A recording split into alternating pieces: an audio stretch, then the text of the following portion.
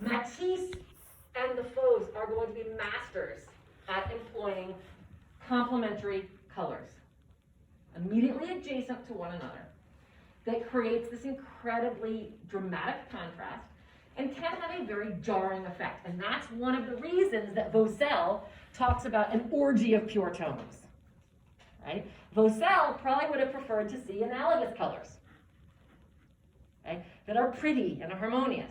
But that's not what this group of modern artists was after. So I want you to know that what Matisse is doing and what these artists are doing is really informed by color theory. It's not that they're trying to do violence, to the viewers or the critics' eyes. They're being informed by color theory. And we're going to talk a little bit about what that looks like in the painting on the screen. So just so that you know, there is sort of still some science happening here. Though Matisse is going to tend to divorce himself from science more than some of the others. And we will talk about that as well. This is called Woman with Hat. And this is a painting that critics loathe. This is one of the reasons why Louis Vaucel is looking at this painting, and he's calling Matisse a wild beast, right? Can't believe the way that Matisse is using color here, pure color, and specifically contrasted complementary color, okay? And one of the reasons I think this painting was so discomforting for critics is because this was not a primitive subject. This was a woman with hat, in quotes, but she was clearly, recognizably Matisse's wife. This is Madame Matisse. It's a portrait. And because she was recognizably Madame Matisse, because she was a known subject, she was a known commodity, the quote-unquote violence that he wrought on her was unforgivable, according to the critics, right? And again, we're going to talk a lot about sort of this myth of primitivism, okay? Remember, France in this period, in the late 19th, early 20th century, is a huge colonial power. Okay? Napoleon saw to that in the First Empire. And it holds a lot of territory in Northwest Africa in particular. So a lot of this has to be understood sort of through this colonialist lens, okay? And a lot of these artists, these contemporary artists, are going to, despite, reasonably good intentions, they're going to buy into the so-called myth of primitivism. And that myth of primitivism essentially says that societies that exist outside the bounds of sort of modern industrial West are, by definition, more in tune with sort of a natural order. And so remember, starting with Gauguin, these artists are interested in renewing their artistic sort of spirit or their artistic soul by contact with these quote-unquote primitive peoples. They thought, again, it sort of reinvest that because these societies that had little or no contact with the modern industrial West were in tune with the natural order, that would somehow sort of rejuvenate the spirit of somebody like Gauguin, right, who, remember, was coming to call what was happening in the modern industrial West the age of gold, right, and believe in, that everybody in the modern industrial West was motivated by greed. And he thought, he could, again, sort of renew himself, renew his spirit, renew his soul, and renew his art by virtue of removing himself from the modern industrial West, right, and sort of coming in contact with societies that were outside that orbit.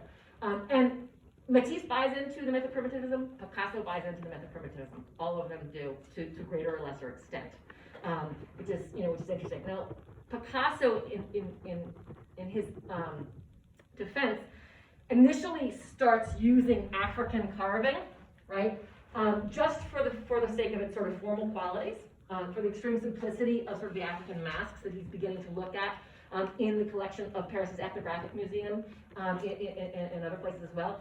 But then he begins collecting African carving and learning more about African carving in the context, right, of African tradition. So ultimately, he begins to educate himself, but not initially.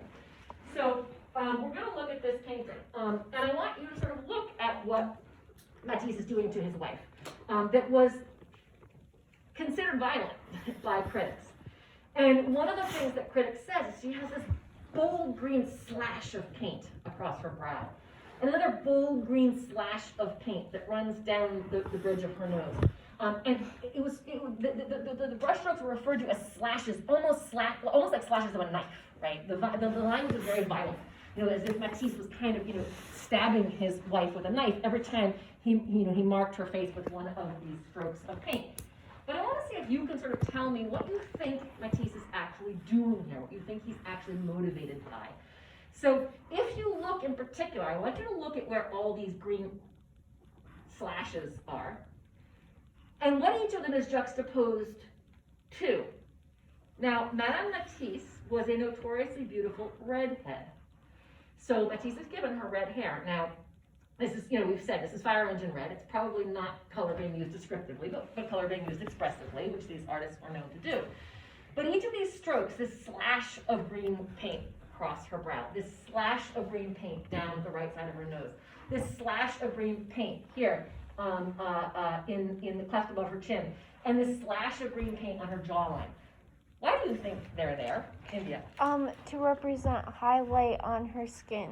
And what is, if that's light, what's shadow, or vice versa? Why is it green? Why are those strokes green in particular? You're absolutely right, that's what they are. But why, and in fact, they're probably, so what are they responding to? What color, the presence of what color? They're responding to the presence of what color? Oh, the red. Yeah. They're responding to the presence of red, right? Responding to the presence of the red hair, the red brows, the red lips, and the red neck, the red tinged skin on her neck. Which, although not descriptive, is more descriptive than those bold green slashes. Matisse is using the red hair, the red brows, because she was a redhead. Red lips, because she wore lipstick. Red tinged skin, we all have redness in our skin. So that is, well, not descriptive, it's more descriptive than the green, but what those green strokes are, they actually represent sort of the cast shadow, right? One of the things that Chevreul said was that any color will cast a shadow tinged with the hue of its complement. That's one of Chevreul's laws. So where we think of shadow as being black, and I've talked to you this, right? Use light and shade, the way Leonardo did. And he used gradations of light and shade, but basically we're talking white and black. Highlights are white, shadows are black. What's happening now is that black is mainly missing from the palette, and cast shadows are going to be tinged with the hue of the complement of the object that casts them. Okay? So if the red lips here are casting a shadow in the cleft of the chin, it's going to be tinged with green. Okay? Or here, the jawline, right? Here, if that's a highlight in that particular instance, it's going to cast a shadow, a red tinged shadow, on the neck, right, behind it. And the hair here is going to cast, right, a shadow across the brow of green. Okay? The eyebrows might cast a shadow of green down the bridge of the nose. So Matisse is exploring the science of optics according to Chevreul. He's reading this manual that Chevreul published, and he's exploring this sort of law of complementary contrast. Okay? And he's using his wife as model for that experiment. He doesn't intend any violence by it. He's not doing any disservice to his wife, but he's simply exploring, again, sort of color theory as it was then understood. And very few of the critics understood that. Very few, if any of the critics understood that. Okay? So the subject here is conventional. It's a portrait, and a recognizable portrait, no less, Madame Matisse. But she's got this sort of thick green stripe right across her brow and down her nose, right? And these stark juxtapositions of complementary hues were called deliberate disharmonies. Deliberate disharmonies. So again, you can sense the language, right? An orgy of pure tones, right? Deliberate disharmonies at the hands of wild beasts. And yet, this was all really, right, according to color theory as it was being presented in the work of Chevreul, right? So again, those greens and reds are functioning, as India said, as either highlights or shadows. Okay? You will notice that these artists are using pure color, squeezed straight out of the tube, with very little to no blending. That comes out of Seurat. Seurat was already trying to avoid blending on the palette. Okay? And this group is going to be doing the same thing. Okay? And when I put up one of the reasons I put up the color wheel is that you can see the degree to which I mean, just look at the colors on a color wheel. You know, it's almost as if, you know, Matisse took the color wheel and just sort of squeezed it out, you know, on the picture plane. And look at how much each of the colors that he uses is straight off the color wheel in an incredibly, you know, really dramatic and beautiful way. There is very little blending of color going on. And that's one of the reasons why the critics thought of it as being, you know, so violent, so offensive. Remember though, these are the same critics, or, you know, it's another generation of the same sort of group that said that they had to wear sunglasses when looking at Impressionist work, right? Because the color, you know, the light was so bright, it was an affront to the eye. So, you know, this is important. These are modern artists. We've talked about the fact that people living in sort of the modern urban centers of Western Europe in this period, particularly France, because it was one of the first industrialized cities, are experiencing all kinds of reactions to the modern urban environment, right, including alienation.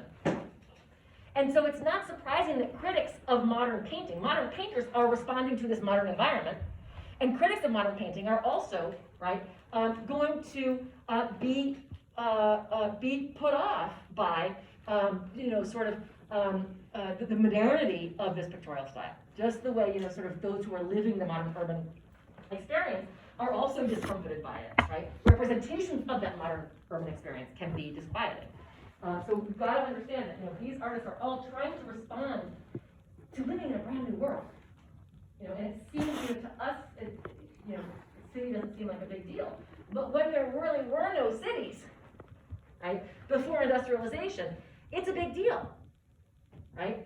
When entire neighborhoods, right, are collapsed and people all of a sudden are living in new areas next to people from different classes and different professions, it can be very disquieting. Okay, let's look at this painting. This is one of Matisse's most famous, particularly in the Fauves period. This is a painting from 1906, massive painting from 1906 called Le Bonheur de Vivre.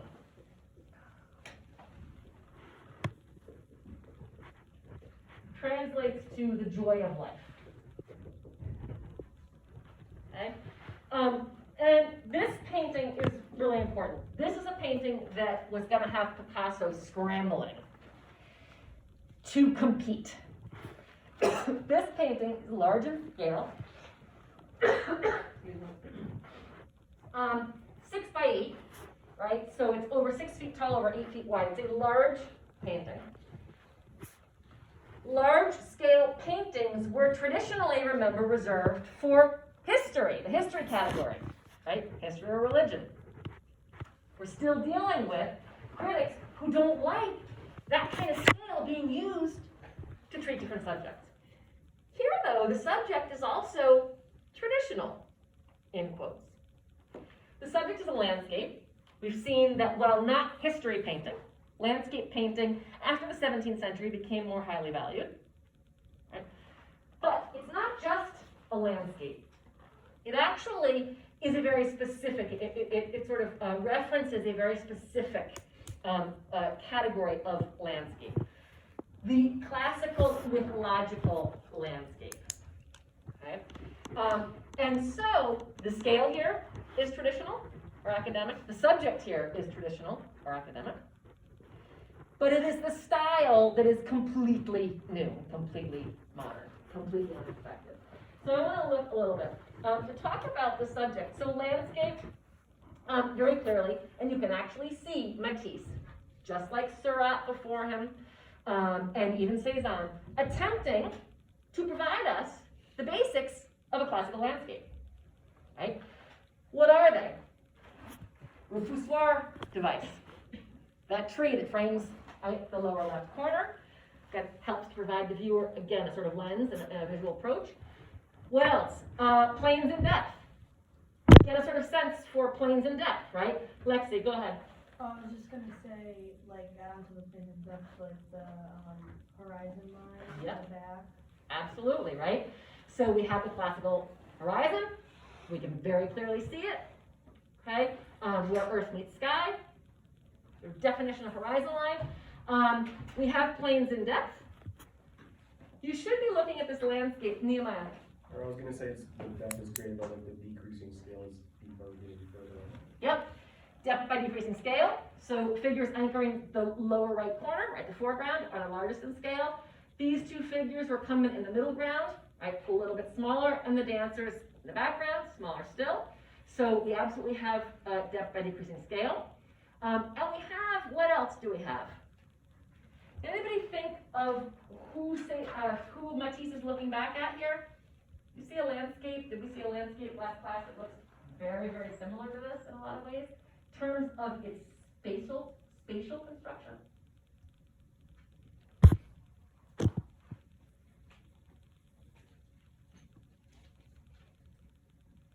Remember our planes in depth here?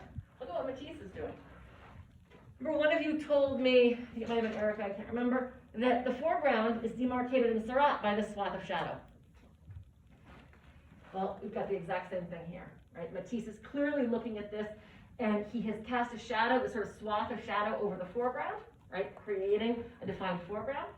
He's got a defined middle ground here, and he's got a defined background on the horizon line, just like Seurat gives us this horizon line. And like Seurat gave us the riverbank to lead us back into depth, and the tree trunks on the right, Matisse also gives us the tree line, right here on both sides, to pull us back along orthogonals, in quotes, to the horizon line. So Matisse here is looking at Seurat in terms of the construction of space. In terms of the flattening of figures and the bold undulating outlines, who's he looking at? So in terms of his conception of space, he's looking at Seurat. Who's he looking at to get these sort of, these boldly flattened figures, these sort of flat expanses of unmodulated color, and these bold outlines? Where does that come from? The outline from Cézanne, yeah, go ahead.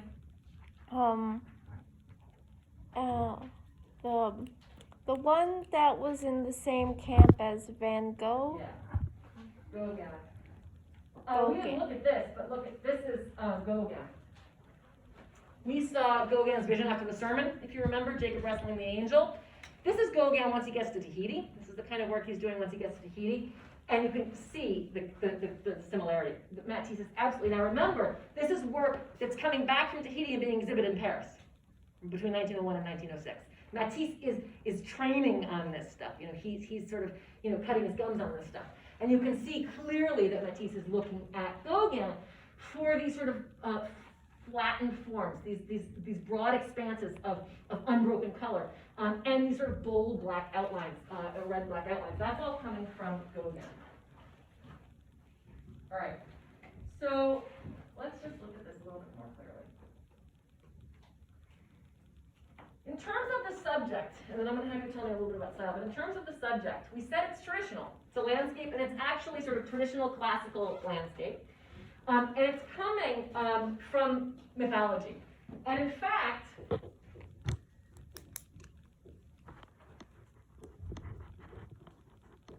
haven't talked about this yet, but there is actually a whole category of pagan landscape. Now, bear with me.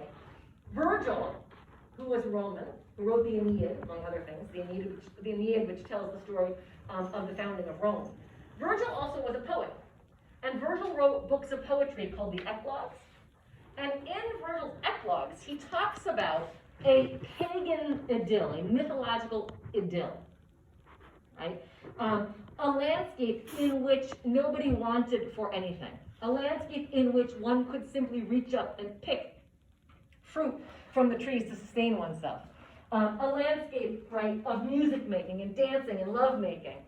This was sort of the pagan idyll. This was Eden before Christianity, right? This was the pagan version of Eden that Virgil is talking about in his book of poetry, or describing in his book of poetry. Now, if you remember, we don't have any extant, any existing Greco-Roman paintings. They didn't survive.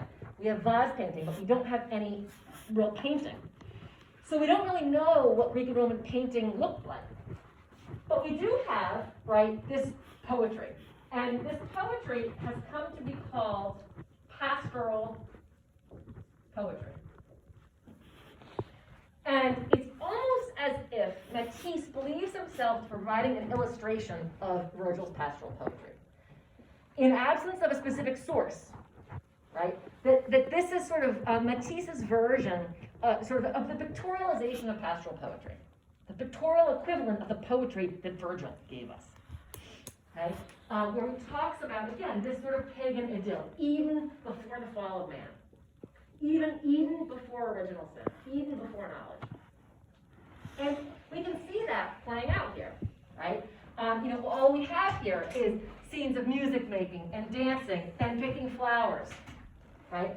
And languid kisses and so forth. And this is exactly what Virgil describes in this poetic category, this poetic genre called pastoral poetry. So we can call what Matisse is doing here a new category called the pastoral landscape. The pastoral landscape, which is a nod to Virgil's pastoral poetry. So, the scale and the subject are actually quite traditional.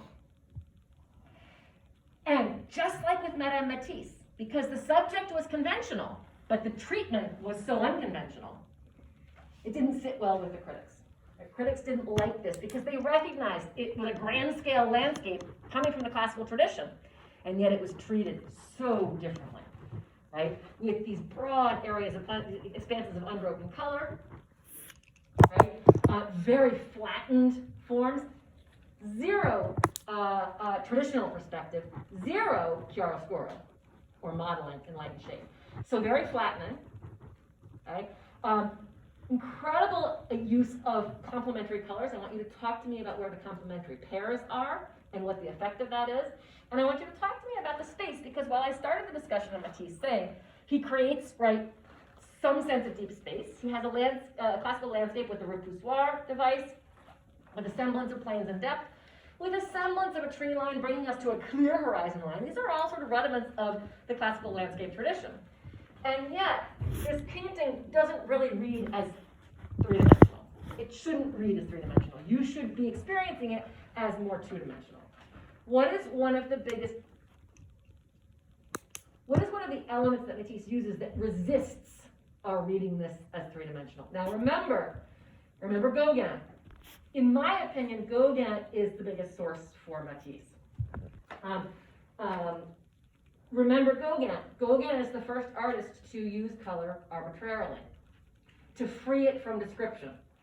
This is clearly color used arbitrarily. And what is the biggest marker of that? What color, Nehemiah? The ground is yellow. The yellow ground plane, right? And this is absolutely sort of borrowing from the bright red ground plane of Gauguin, right? He's choosing yellow to create, right, the ground plane, which presumably should be grass or something. And again, while you might sort of have dried out grass that's yellow, certainly we can all talk about our yellowed lawns, it's not this color yellow. It's not color straight off the color wheel. What happens when you use color yellow straight off the color wheel to represent the ground plane? The ground plane is supposed to appear as receding at a right angle to the picture plane. Lexi? It like pushes everything forward. Yeah, that yellow is second only, to red and orange, is one of the warmest colors. And one of the things I've talked to you about is that warm colors pop. They tend to project, right? And so what's happening is you should be feeling that whole ground plane appears to be lifting. It appears to be climbing up the picture plane, right? It appears to be resisting receding at a right angle. It's supposed to recede at a right angle. And if it was green, it might have sort of looked like that. But it's as if it's climbing up the picture plane, right? And again, these figures, and we've talked about this before, should appear to kind of, almost want to slip out of the picture plane. That's because of that use of yellow. Where is the complement to yellow? Well, go ahead, India. So when you see the shadow on the lower right-hand side, the Yep. shadow is mostly purple. Yeah. There's some green there, but Absolutely, right? So here again is Matisse using color arbitrarily, not descriptively. And this is the shadow, remember. The shadow cast by the yellow of the ground plane, and that shadow is going to be tinged with the hue of its complement according to Chevreul. So that shadow is purple. Okay. And also, this band at the horizon, which is supposed to represent water, is also purple. Again, tinged with the hue of its complement, yellow. So we have bold use of complementary colors, of contrasting colors that create a really jarring effect. And this is color released from its descriptive responsibilities. This is not something anybody's used to seeing yet. Okay? Gauguin did it, but remember this too. Gauguin did it. 1889 was Vision After the Sermon. He left for the South Seas in Tahiti. He's safely away in Tahiti. His paintings are just beginning to get back to Paris between 1901 and 1906. But he had been safely away in Tahiti. So while he was doing this, nobody in France was really seeing it. And also, what else about the fact, so I'm trying to give you a sense for why Matisse's use of complementary colors and Matisse's use of arbitrary color, non-descriptive color, was so discomforting to critics. What would be the difference here? Why might this be okay when it got back to Paris and was exhibited, let's say, in the same year as this, 1906, and this not be okay? What's the difference? Why might critics be able to live with the sort of color here? Erica? I mean, it still maintains some sense of realism. Like the sky in the background is still blue. You can make out clouds. There's a mountain, but in the background of this one, like it's a pink sky. Yep. Yep. A lot of the trees are also colored like pink as well, and just have some like not unnatural, but just like unseen colors. Yep. So absolutely, I mean, I think this is true in this landscape, by Gauguin, we have, and this is an interesting landscape that we haven't talked about, but it actually becomes more and more abstract as we move from the background to the foreground, which is sort of an interesting quality in its own right. So yes, there's some more sort of realistic elements in the background here, okay, sort of recognizably, Tahitian landscape, Tahitian beach scene. But even as it devolves into abstraction here, why might that be okay for French critics? Because where it gets more abstract is in the water, which is sort of like flowing already, and Okay. you sort of picture it as like a flowing thing and not like Or solid reflection form. and not the actual object. Yeah, 'cause Yeah. this where we get really sort of abstract here is all reflection. It's reflection, right, of the colors on the surface of the water. So that might be, I think that's a really good point. But what about the subject here, right? The subject here is already what? We're in Tahiti. Nehemiah. It's already a foreign subject, so they don't really acknowledge or care. Exactly. And it seems sort of bizarre, but it's true. This is not a conventional subject. Gauguin is already doing something totally unconventional with the subject. He's moved to Tahiti and he's representing the native populations there. So because the subject is unconventional, critics care a lot less about whether the treatment of that subject is unconventional. Remember all the violent terminology that these critics of Madame Matisse were using, right? Because it was a conventional subject, a recognizable, respectable middle-class woman. This was recognizably a mythological landscape, coming from the hallowed Roman tradition. It was conventional. So this sort of more modern / violent treatment of this subject was thought to be a little more scandalous. So that's something that you really have to sort of see all this under the backdrop of the colonial imprint in France on both artists and critics alike.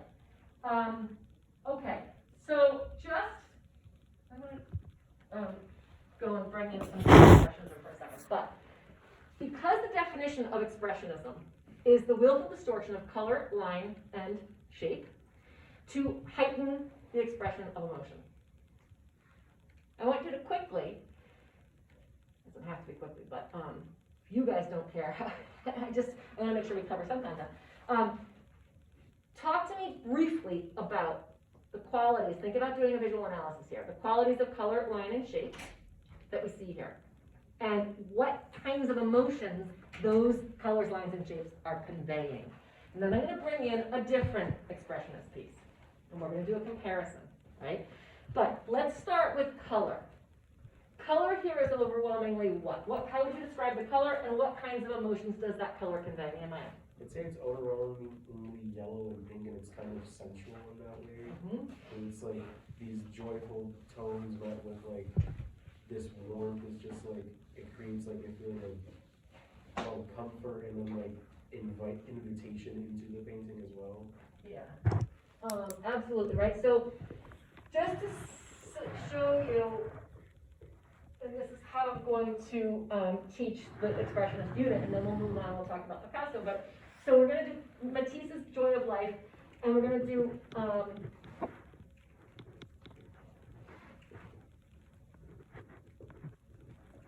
Kirchner, and I'll bring it up in a moment.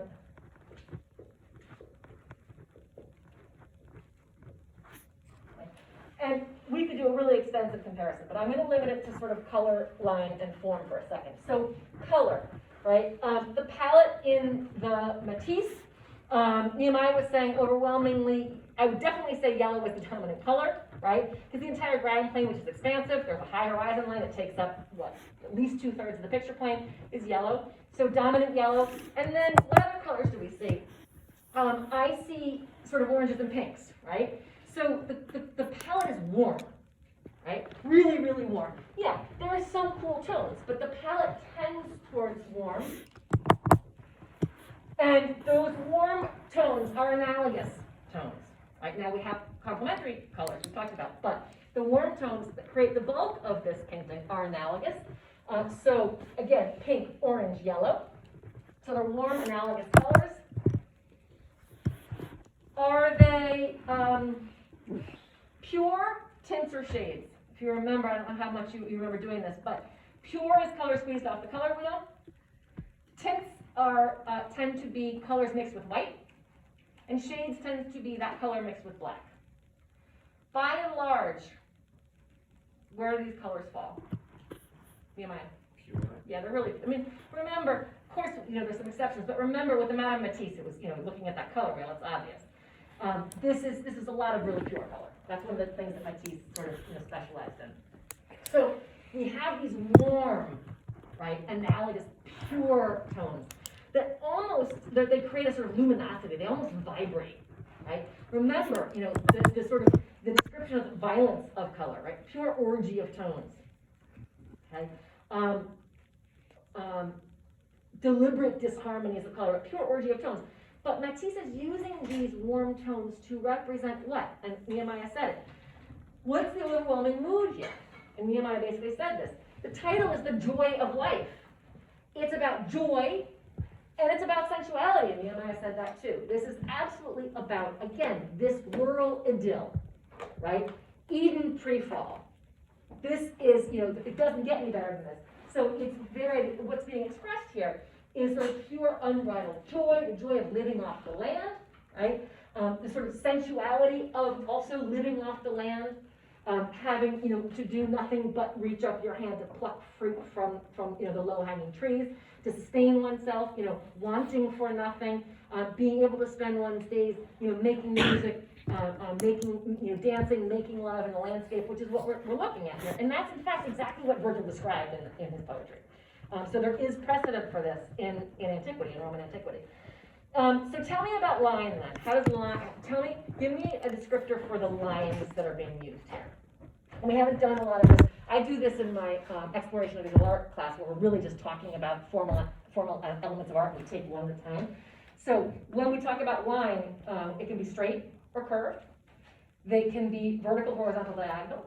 They can be thick, thin. So these are just some examples, sort of descriptors of line, right? What are you seeing, Trinity, in particular? I feel like there's a lot of bold, curved linear lines. Absolutely. Especially with the trees and like each figure's outline. Yeah, I want to talk about that. So the lines here. In fact, I would defy you to find a ruler straight line. The painting, I don't think one really exists. We have sort of the semblance of a straight line where here, not, none of these lines are ruler straight. They're all curved. They all appear to undulate, and they appear to be thick rather than thin for the most part. And one of the things Trinity said that's really important is that the lines that create the trunks and the branches of the trees mirror the undulating curves of the figures' forms. Why is that important? So if we look, we can actually see Matisse kind of following, right, the curves. Look at the outline of this figure. It follows exactly the arc of the tree above her, right? And we see that a lot. Why is Matisse doing that? Why is he mirroring the contours of the figures with the contours of the landscape? What does that do, India? Is it creating a connection between the figures and their landscape? Absolutely.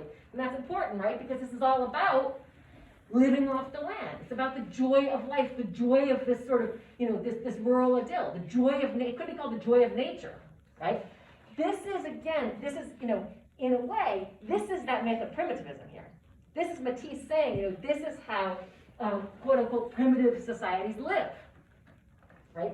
Those societies, those peoples outside the orbit of the modern industrial world live like this, which of course is a lie. But that is the myth of primitivism. In the early 20th century West, he is describing what he believes, right? This is the life that he believes that Gauguin is living in Tahiti.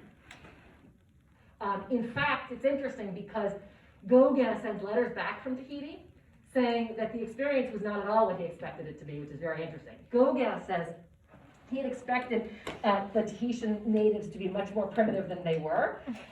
He had actually encountered a lot of westernization in Tahiti already in this period. So it's interesting to read Gauguin's letters home and his reaction to his own misconception of what living in Tahiti was going to be like.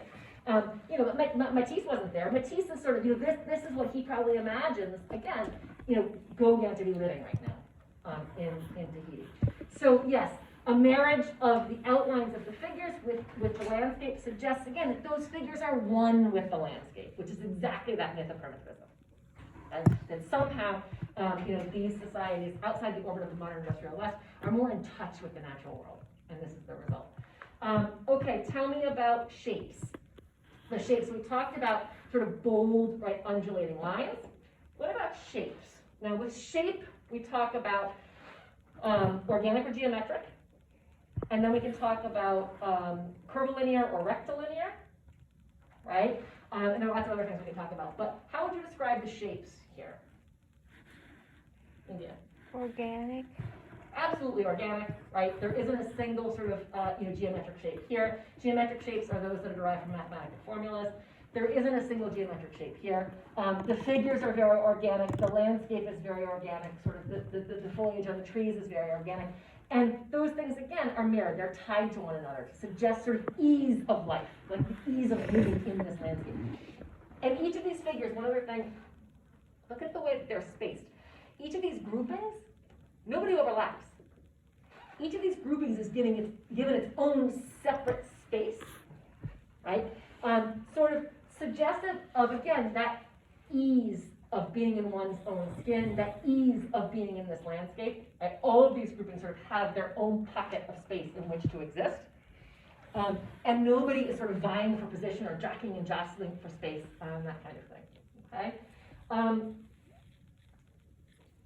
All right. There's tons more, and this is where I have to sort of force myself. So let's just move on and do this.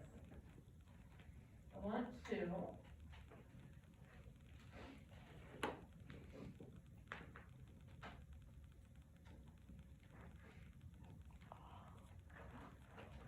show you this for a second. So now we are in a very different context. We're actually only, what, I'm so brain dead when it comes to math, this is embarrassing. What is 13 minus 6? So we are, 13 minus 6 is what? 7. Thank you. That's really, I should be able to do that math. We're only 7 years later, right? And yet, we may as well be a world away. This is Ernst Ludwig Kirchner, and it's 1913 Berlin. And it's called Berlin Street Scene, or Berlin Street, or sometimes called Street, Berlin. Okay. Let's look at the Kirchner for a second. And again, it might not be that obvious what we're looking at first glance. Just like with the Gauguin Vision After the Sermon. Okay? Just like with this painting. Increasingly, as we finish the semester, it's gonna be not that obvious what we're looking at. Wait till you guys see analytic cubism. Okay, it's, it's not that obvious. So let's try to sort of see what we're looking at here. And we're gonna do that by a description of color, line, and shape, and then try to figure out what it is that Kirchner is trying to express. If, again, this is German expressionism, definition's the same. Willful distortion of color, line, and shape, willful distortion of the visual elements of art to heighten expressive effect. Okay, so where are we? Let's just look at the Kirchner for a quick second. Can anybody see where we are? Are we in an interior? Are we in an exterior? Does anybody have any sort of sense for what even we're looking at here? While you guys are looking, I know there's still in the chart, we've got,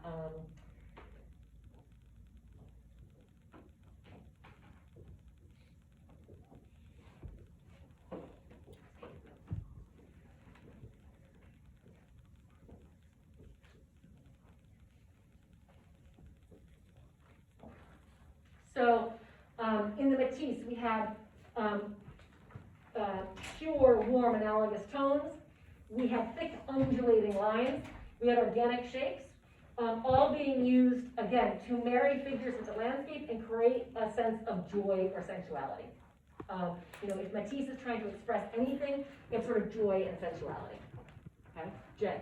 It looks like we're walking on a sidewalk down a street. Good. In the upper left, you Good. can see a car. Great. A lot of people don't see that, it's not that obvious. But yeah, we have, if you look carefully, what looks like, kind of a Model T Ford, right? That would be about the right timing, right? So we have this car, right? These big sort of white wall tires, I don't know if you can see the grill, and a little bit of the windshield. So we have a car, which sort of suggests that we're in an exterior, and that car is parked on the street. And if that car is parked on the street, this sort of red swath here would be the sidewalk. So that's, sort of a good way to sort of set the scene, right? What do you think this blue represents? Does it have any sense? Yeah, go ahead. It'd be like a building. Yeah, I think it's the sort of shop fronts, right? It's the building, right, that sort of bumps up against the sidewalk. And it's probably shop fronts. It looks like this guy, to me, always looks like he's leaning over to look at something in a storefront, right? So basically what we have, exactly as Jay said, this is a street. It's a street in Berlin in 1913. And we have a bunch of figures kind of crowded on a sidewalk. And notice the space, right? We talked a little bit about the space in the Matisse, right? First of all, one thing that we didn't talk about, and we can bring it back in, but it's important when you're doing a comparison like this. And I'm not going to answer right now, but it's the orientation of the picture plane. Just the orientation of the picture plane. This is something I have not talked to you guys a lot about. But it can be very important whether an artist chooses a horizontal or a vertical format, what you guys would call landscape or portrait. But it can be very, very important to the way we interpret a work of art. So think about that for a second. Think about what would have happened if Matisse chose a vertical canvas here. It would look extremely different. So too if Kirchner chose a horizontal format. So it's important to think about that as well. So tell me more about the Kirchner. Let's talk about, started to talk about space. So let's talk a little bit about space. Vertical orientation of the picture plane.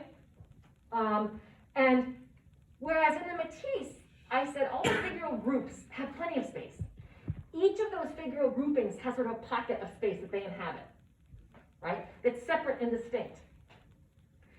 What's happening here with space, India? It's getting squished down. Good, I like, so think about it, right? If this figure is bent over, but this figure, even bent over, takes up most of the entire height of the picture plane. If he were to stand up really straight, his feet would be rubbing the bottom edge of the picture plane, and his top hat would be rubbing the top edge of the picture plane. Well, we talked about that. What does that mean?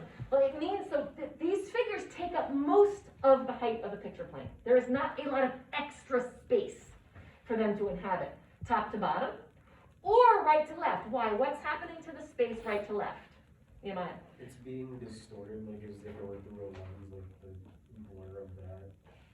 Yeah, and so tell me, so right to left, right, and we're gonna talk about you're absolutely right, but right to left, where do we say all these figures? Now, first of all, it's kind of hard to count how many figures are here. If I ask you to give me a specific count, it should be hard, because one of the things that's happening is that figures are starting to bleed into one another. And that's really important to interpretation here, right? But there are a number of figures here, right? A pretty good number. And they're all, what? Squeezed into the space of the sidewalk. So while we have some space here that's empty, and we have the storefronts here, no figures exist there. So they're all squeezed into this narrow sort of sidewalk. So they're being squeezed top to bottom. They're being squeezed right to left. And what's happening with front to back? What's happening front to back? How are they being squeezed front to back as well? Why is it important that that sidewalk is red or pink, however you might call it? What happens with that? Why that color, Jay? Red typically draws our eyes, so that's the focal point of the piece. They want us to put our eyes where all these people are clumped together on the sidewalk. Yep, absolutely. That's why the road and the walls are blue. Good. They're cooler colors you never see. You're absolutely right. Yep. And that red, right? Remember, it's a tint of red, but it's still red.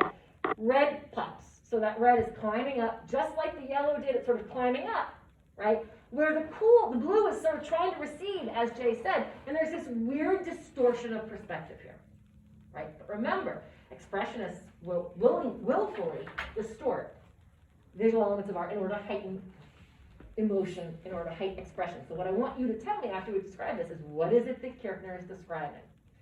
So we have, in terms of space, compression.